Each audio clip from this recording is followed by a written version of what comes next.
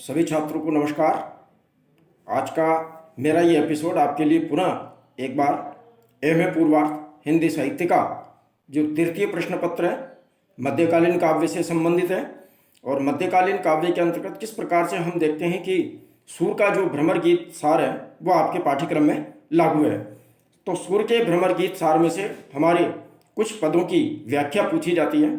उसी क्रम में आज व्याख्या का ये प्रश्न मैं आपके सामने हल करवाने का प्रयास करूंगा। देखिए, ये जो पद है सूर के भ्रमर गीत सार से लिया गया है और जिसका जो शीर्षक है उर्मे माखन चोर गड़े।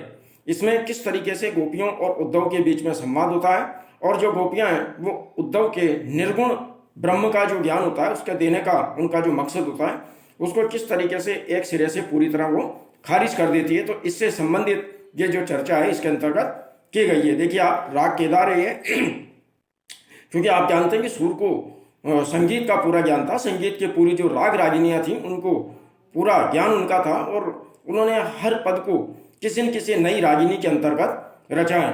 तो देखिए किस तरीके से इसके अंतर्गत जो गोपियां हैं वो उद्धव की बातों का जवाब दे रही है। जब उद्धव कहते हैं कि भाई तुम साकार जो श्री कृष्ण है उनको छोड़ करके निर्गुण ब्रह्म का ध्यान करो, तो गोपियां कहती है, क्या कहती है देखिए आप, कि उर्मे माखन चोर गड़े अब कैसे हूं निकसत नाही उद्धव तिरछे वे जो अड़े यद्यपि अहीर जसोदा नंदन तदपि न जात छड़े वहां बने यदुवंश महाकुल हमई न लगत बड़े को वसुदेव देव की कोहे ना जाने ओ बूझे सूर श्याम सुंदर बिन देखें औरन को सूझे। क्या कहती है गोपियां जब उद्धव गोपियों को ये कहते हैं कि भाई तुम्हारे को अब इन श्री कृष्ण के जगह निर्गुण ब्रह्म का ध्यान करना चाहिए, आराधना करनी चाहिए ईश्वर की। तो गोपियां कहती है कि हमने तो जिस श्री कृष्ण को ग्रहण कर रखा है वो निर्गुण ब्रह्म नहीं है, बल्कि साधारण जो श्री कृष्ण है, जो मक्खन को चुराने वाले जो बाल कृष्ण है, वही है हमारे तो सब कुछ। और सवाल समस्या ये है कि वो हमारे हृदय के अंदर पूरी तरह क्या है, तिरछे गड़ चुके हैं।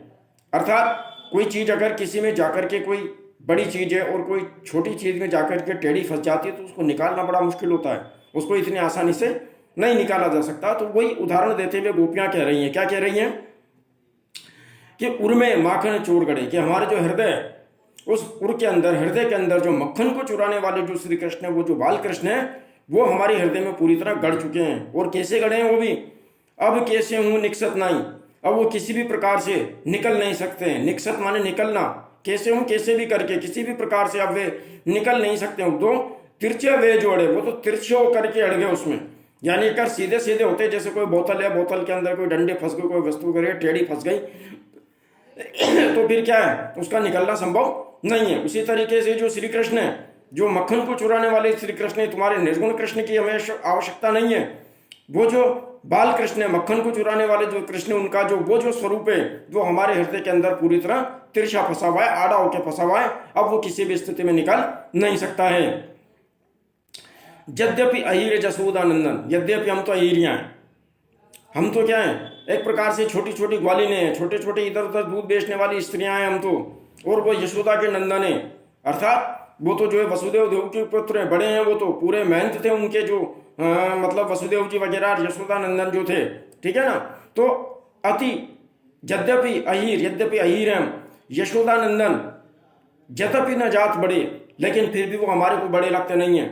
यद्यपि वो गांव के जो मुखिया थे नंद बाबा, उनके पुत्र हैं, सारा सब कुछ है, लेकिन फिर भी जो है श्री कृष्ण इतने बड़े व्यक्ति के पुत्र होने के बावजूद भी हमारे को किसी भी स्थिति में बड़े नहीं लगते हैं।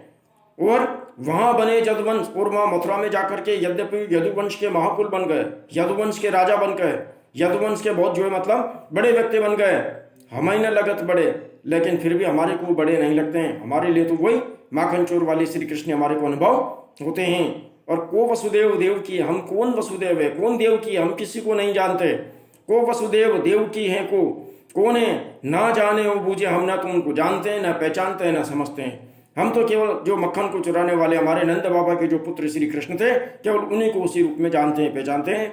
सूर श्याम सुंदर बिन देखे, सूरदास कहते हैं, यानी गोपियां कहती कि श्याम सुंदर को बिना देखे, भगवान श्री कृष्ण को बिना देखे वे और न को सूझे, हमारे तो और भी कोई दिखाई नहीं देता है, हम तो केवल श्री कृष्ण को ही मानने वाली हैं। तो हे उद्धव, तुम्हारे से हमारा यह निवेदन है कि तुम अपनी इस निर्गुण ब्रह्म के ज्ञान की जो गठरी है इसको और कहीं ले जाओ। ये तुम्हारा निर्गुण जो ब्रह्म है, इस निर्गुण ब्रह्म को तुम किसी न किसी दूसरे को सुनाते रहो। तो कुल मिलाकर के बात ये यहाँ पर किस तरीके से गोपियों ने देखिया श्री कृष्ण के प्रति अपना जो अगाध प्रेम है, उस अगाध प्रेम को पूरी तरह प्रकट किया है और उद्धव को निरुत्तर कर देती है।